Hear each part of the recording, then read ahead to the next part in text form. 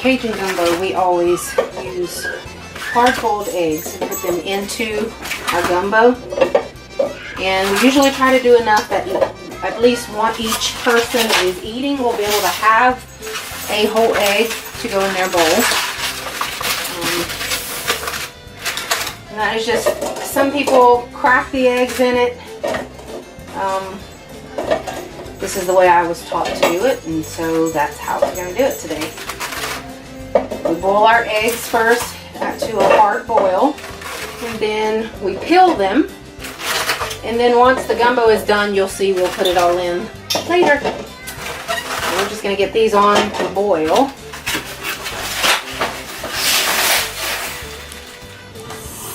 You want to start with cold water.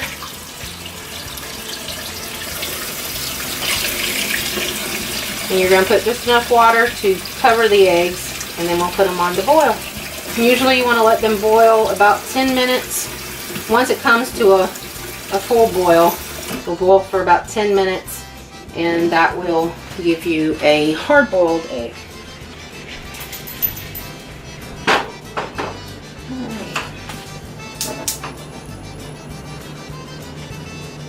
Alright, hi y'all, this is Angie with Table for Two and More, coming to you from our farmhouse cottage.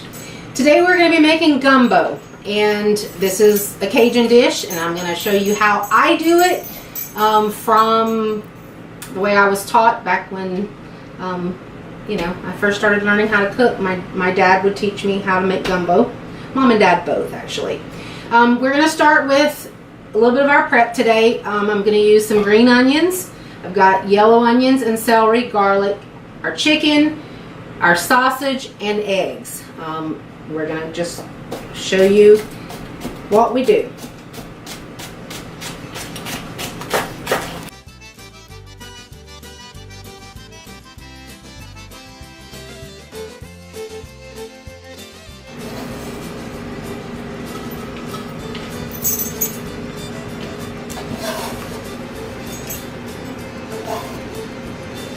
Alright, next we'll do our celery.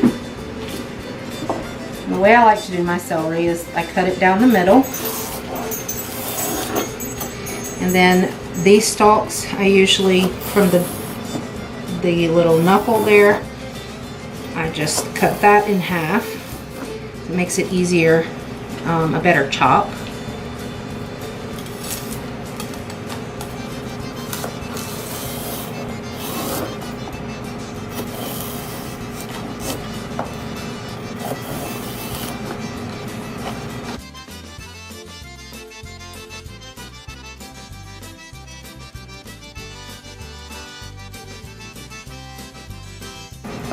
And then we just put them all together and chop.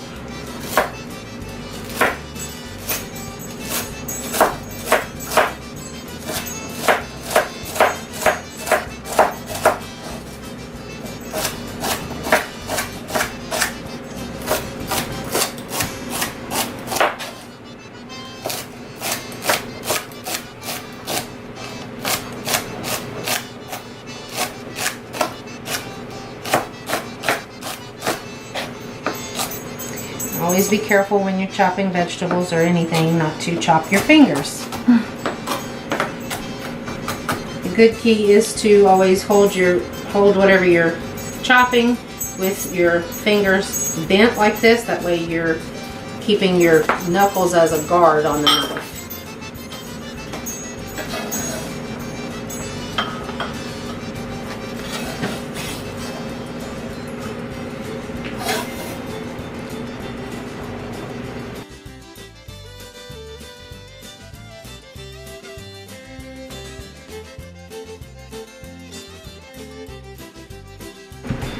Now we've got our yellow onions.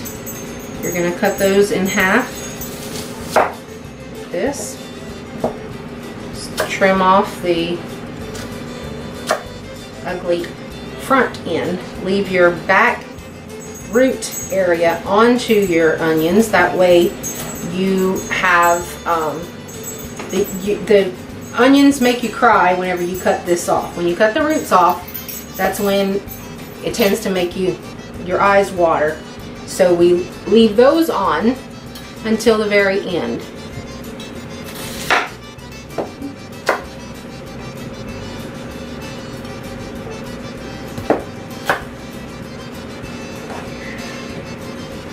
Alright. Now what I do is I just make small cuts through the onion like this.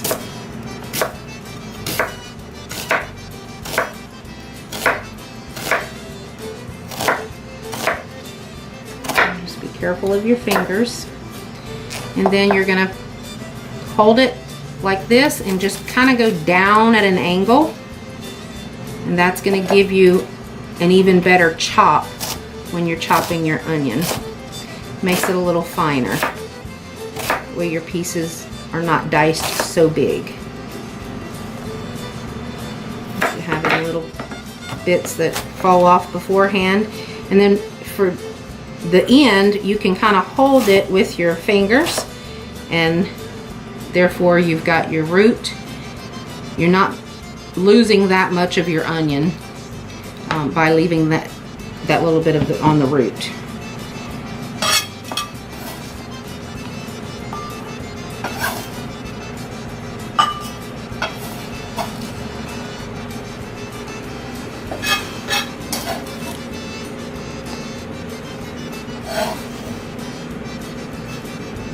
Normally I would only use one onion to make a gumbo that would be enough to feed my family. But because I'm making a large amount of gumbo today, I'm using 2 onions. Usually 1 is enough.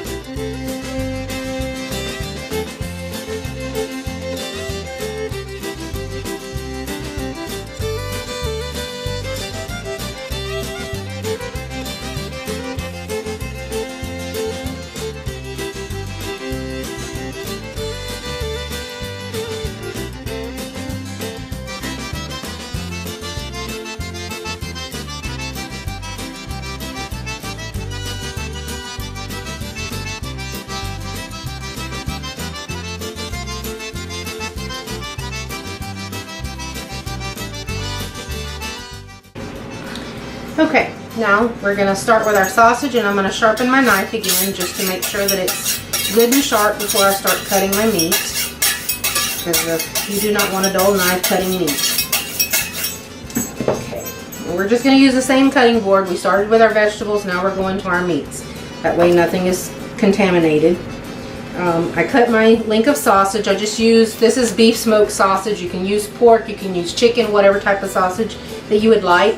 I don't buy the most expensive sausage because by the time you're done making your gumbo, it's going to taste really good, whether it was the most expensive sausage or the cheapest. So don't worry about getting the most expensive of anything. Now with my sausage, I just cut it into round discs. Being that the sausage is round, we're just going to cut it into disc, and I kind of go at an angle so it has this pretty little, I don't know what you call that, but it just makes it look good. Yeah, boy.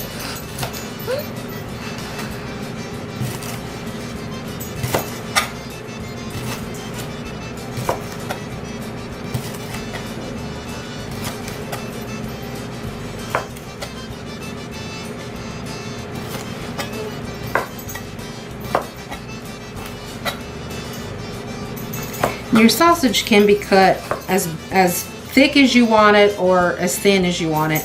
I like to go about, I would say this is probably about a ½ inch. It makes it easier because when you're cooking it, it does swell, so therefore it does get a little bit bigger. It doesn't really shrink. Sausage actually swells when it's cooked, kind of like a hot dog.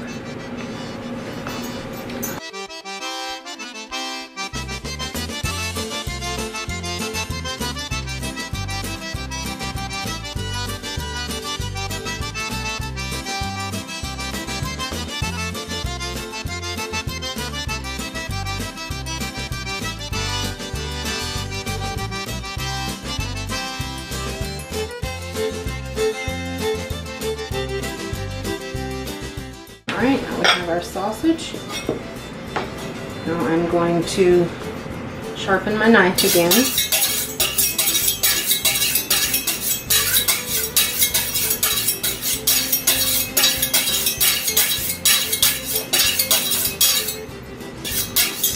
Alright, now we're going to do our chicken.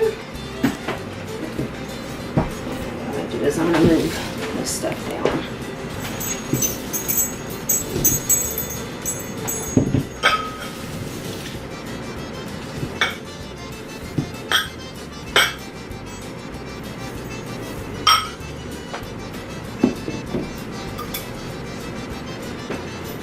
Our chicken, what we're going to do is just cut it into cubes.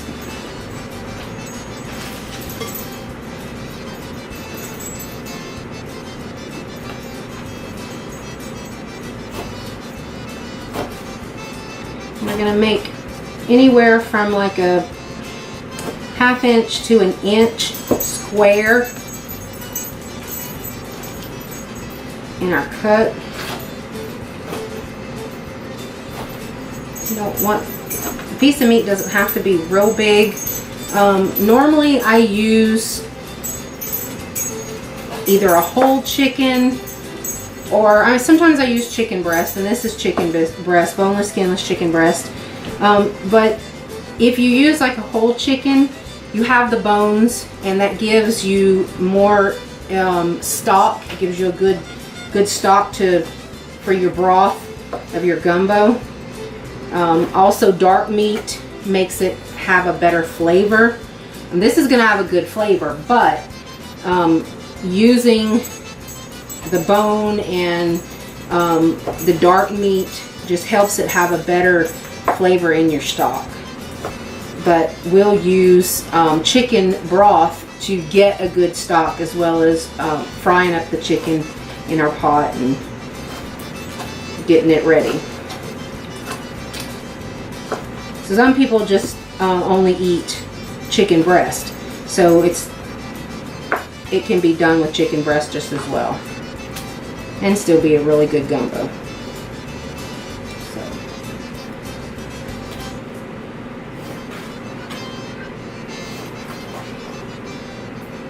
And don't be scared to leave some of the fat on your chicken. It's not going to hurt. It actually does help with the flavor.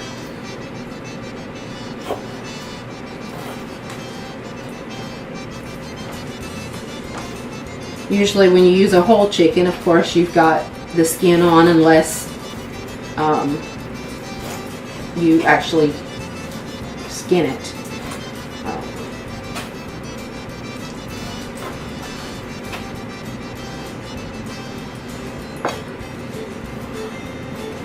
Chicken is not the easiest to cut up whenever it's completely thawed. It's better, like with chicken breast, it's easier to cut up when it's partially frozen, but this one is completely thawed, so you can see it's a little harder when cutting it. It wants to slide and move around.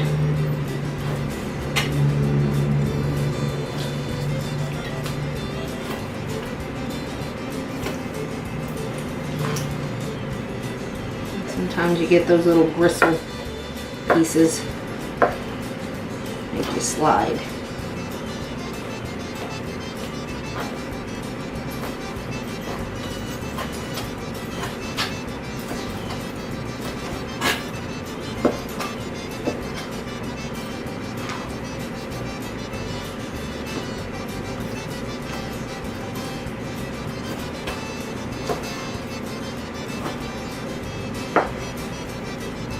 Another thing that makes it easier for cutting chicken breast is cutting against the grain.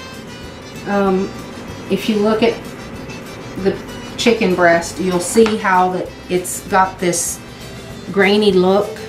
If you cut against the grain instead of cutting with it, you cut against it, it's an easier cut than if you're cutting it with the grain.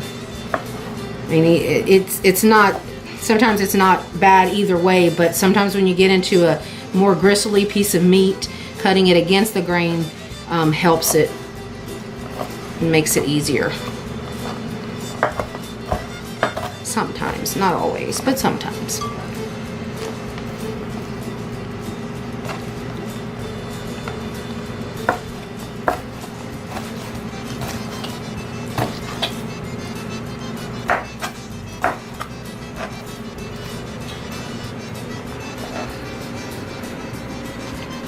Eggs are boiled, and now we're going to get them all cracked and put in cold water.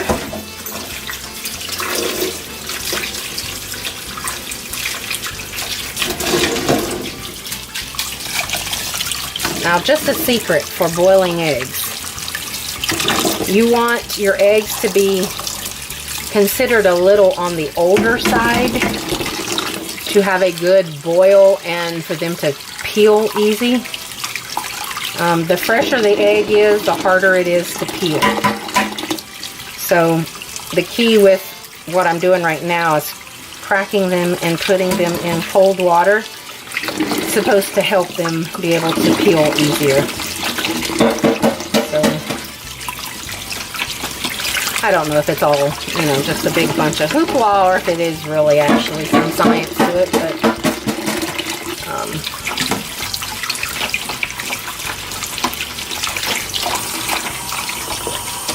and what I will do is once I get them all cracked, I'm going to put a little bit of ice into the water. That way it'll cool it off and let them start cooling real quick.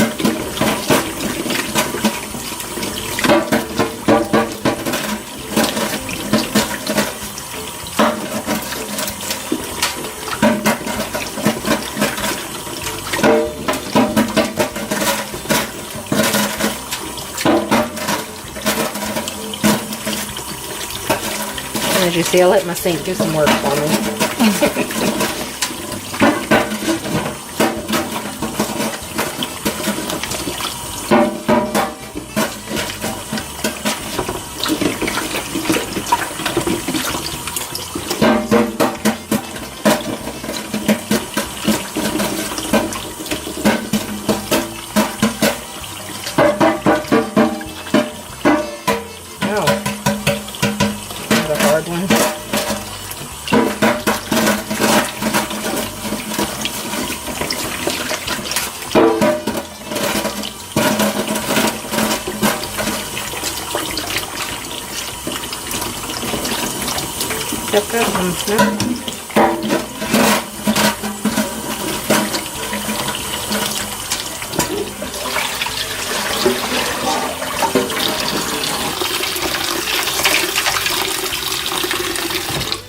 Alright, we'll let those sit for a while and then we're going to get started on our roux.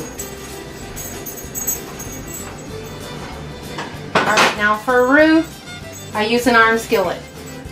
I don't ever make a roux in any other kind of pot or skillet than an iron skillet. You want a cast iron skillet. So I'm going to turn my eye on, let the skillet start getting hot, and I'm going to use vegetable oil. You can use olive oil, you can use canola oil, whatever. You can even use shortening. It doesn't matter, but I'm going to use this vegetable oil. And being that I'm going to be making quite a bit of roux, I'm putting quite a bit of oil in. This is a roux spoon. You can see that it has a flat end and it's kind of at a slant. It's not totally straight, it's kind of slanted.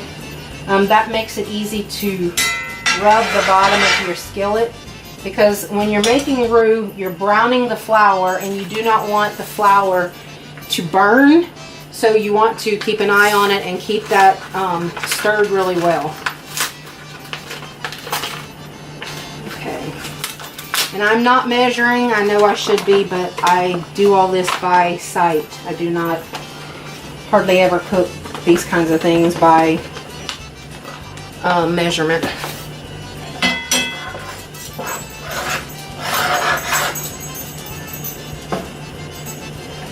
Now the key is to get your flour mixture and the flour and the oil mixed up really well.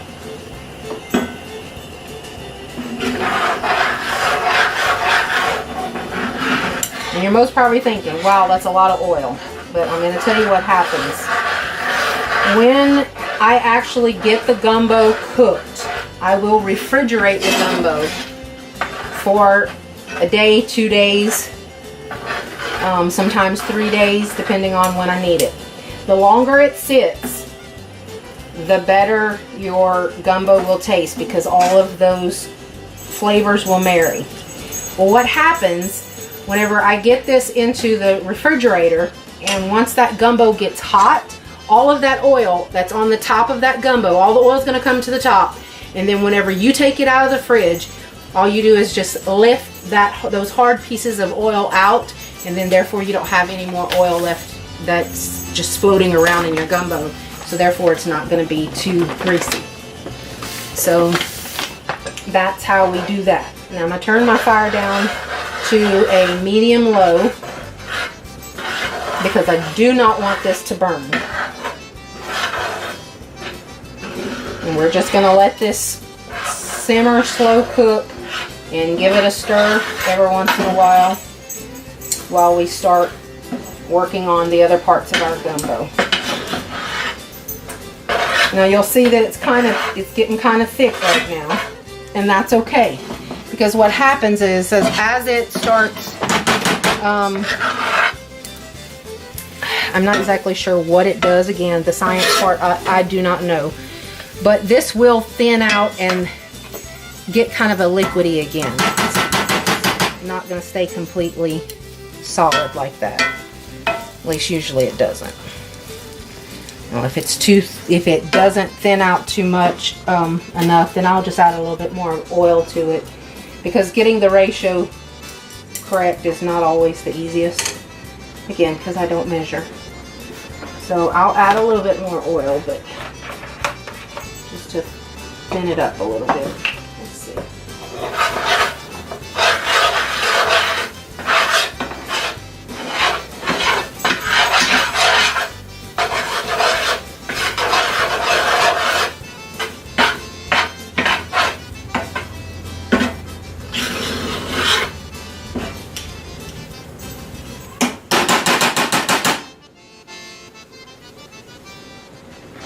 Just a little bit more. That should do it.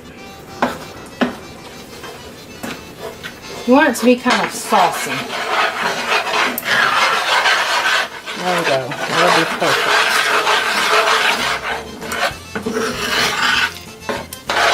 It's going to look kind of like a gravy. Thick gravy. But over time, it's going to get dark. And like I said, you don't want it too high, because otherwise it will burn, and you do not want it to burn, because then you've ruined your roux. So we'll just stir on it every once in a while. Okay. Alright, next we're going to actually start the stock part of our gumbo. And I'm going to be using 2 different pots. But to start off with, I'm going to use my big stock pot. This is a 24-quart stock pot. And we're going to put the eye on. We're just going to put a little bit of oil in the bottom.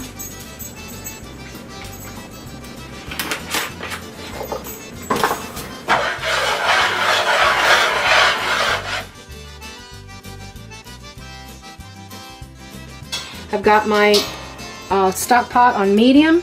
I'm going to start by putting in my sausage.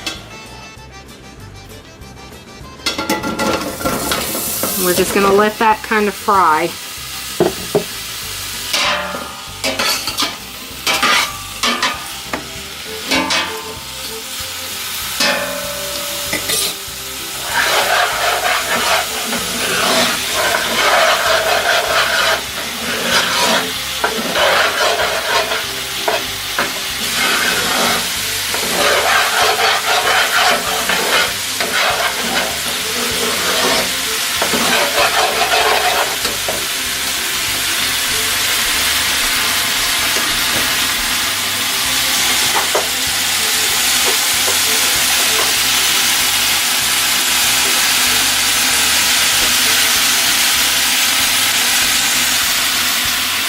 Okay, I am going to put my Creole gumbo filet into my roux.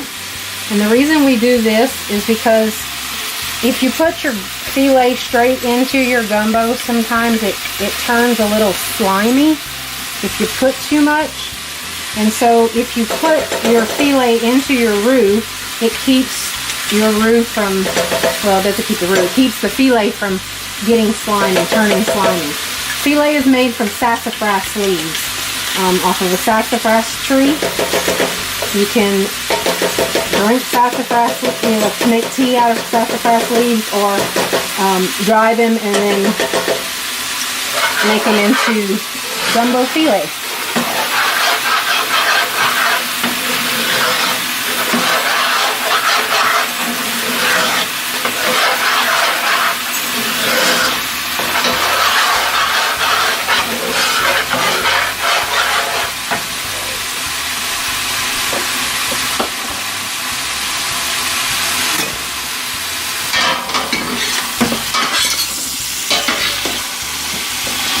Now your sausage is already cooked, so it's not really that you're having to cook the sausage, but you just want to let it kind of fry a little bit.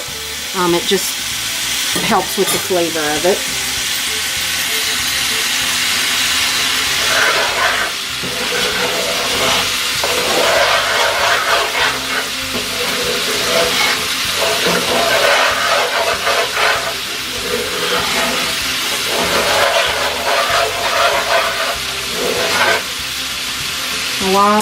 While my filet is, my roux is cooking, and while this is just browning up a little bit, I'm going to go start peeling my eggs. That way they'll be ready for whenever I need them. Peeling eggs is not the easiest thing, so this can take some time.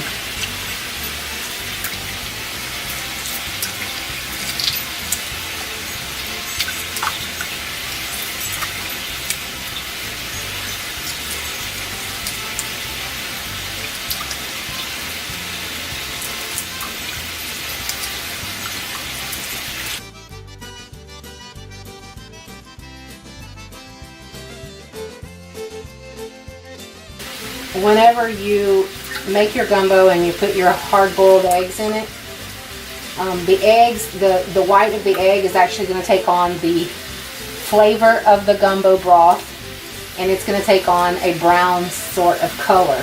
Not a dark brown, but just a light brown, because it's going to be sitting in that stock juice, and so it's going to take on that color of the gumbo.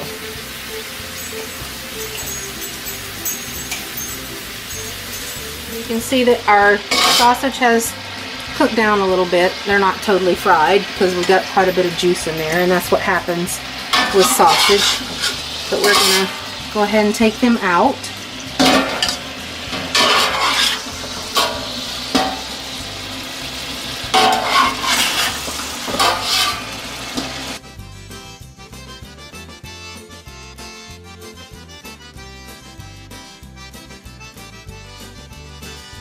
Alright, next we're going to put our chicken in and let that fry.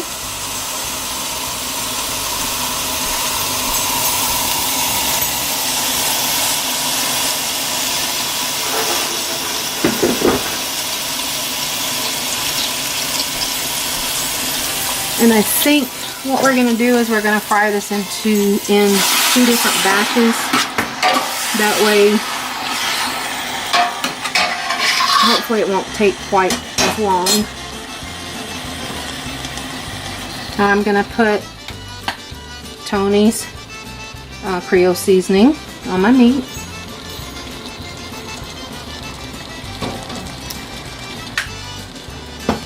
I am going to take some rosemary and we're gonna just kind of crush it.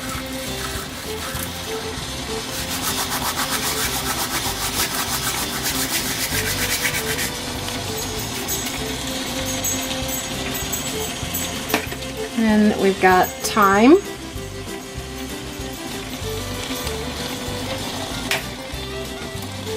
We've got basil.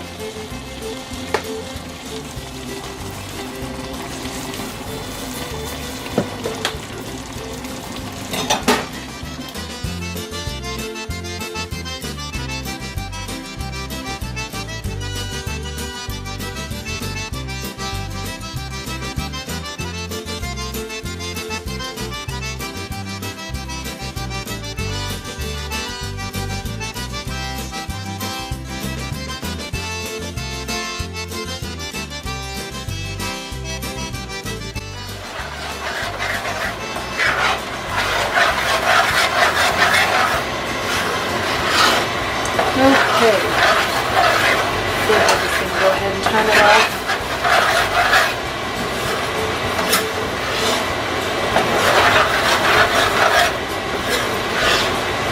Now if you could smell this, you would smell that it smells a lot different than it did when we first started. You can almost smell like the strongness of it, the strength of the roux.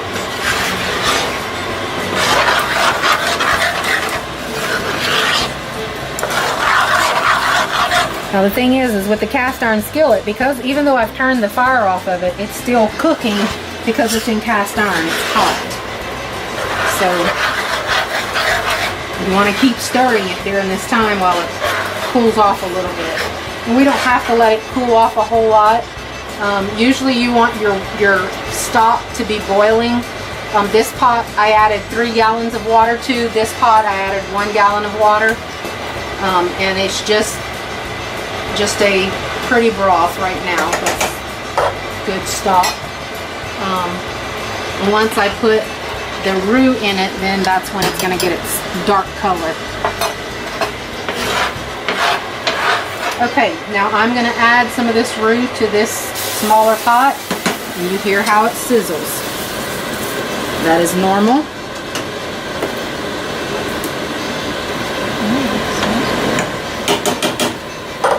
Alright, we're going to add a little bit more.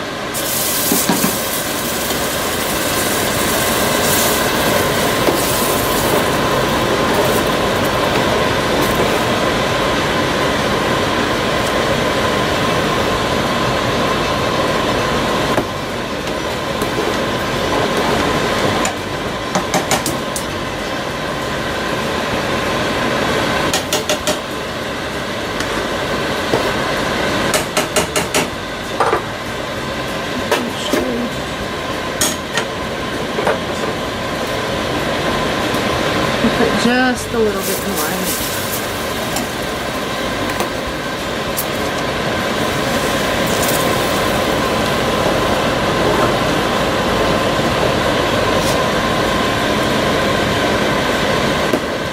There we go. Now it has the color that I want it to have.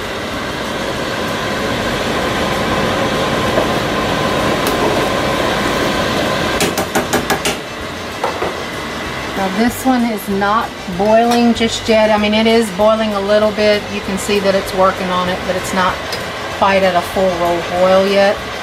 And it's okay for us to add the roux right now because the water is hot, the stock is hot. It's just it might take a little bit longer for the stock to distribute, because if the water's not boiling, it's not going to distribute through like it needs to. Well, this back one, I'm going to put it on low and just let it simmer. And then after it simmers for a little while, then we're going to add our eggs in it and then let those cook along with it, just simmer in those juices. To add our roux to our big stock pot, you can see that it is boiling some. It's not a heavy boil, but it's boiling enough that we can start putting the roux into it.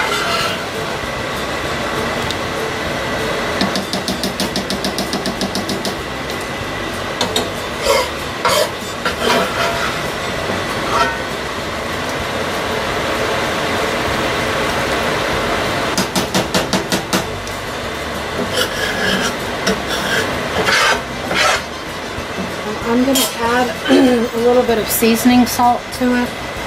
I know I had already put some Tony's in it, but I'm going to add a little bit of seasoning salt to kind of just help the saltiness of it. I could add more Tony's to it, but seasoning salt is good to add too.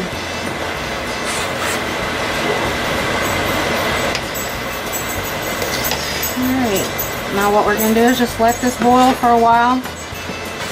For a little while, and then on my other pot, it's pretty much ready that we can put our eggs into it. So I'll let you see that.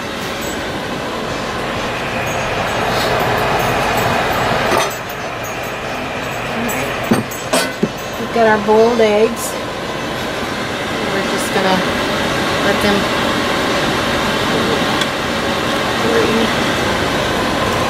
3, 4, 5, 6, 7, 8.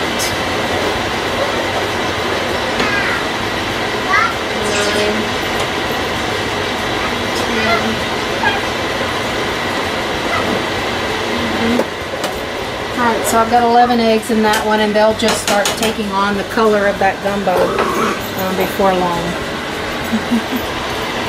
And then we'll have the rest of these to put into the big pot. And then we will be done. Okay, we are ready to put in the eggs in this big stock pot of gumbo. So we're going to do that now. And you just drop them in.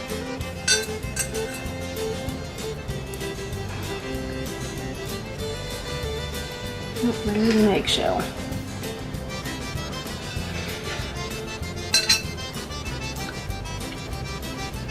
And again, this is just, the eggs are going to take on the flavor of the broth, so it's going to be a really flavorful egg whenever you get ready to eat it. And as long as you don't boil the gumbo too long and hard, the eggs will pretty well stay firm. Some of them that are maybe busted and broken, they may come apart, but for the most part, like this, will stay solid. So that is all for today. I hope that you will enjoy and come back and see us sometime, because we love cooking and sharing with you. And this will be it for Table for Two and More at our farmhouse cottage today.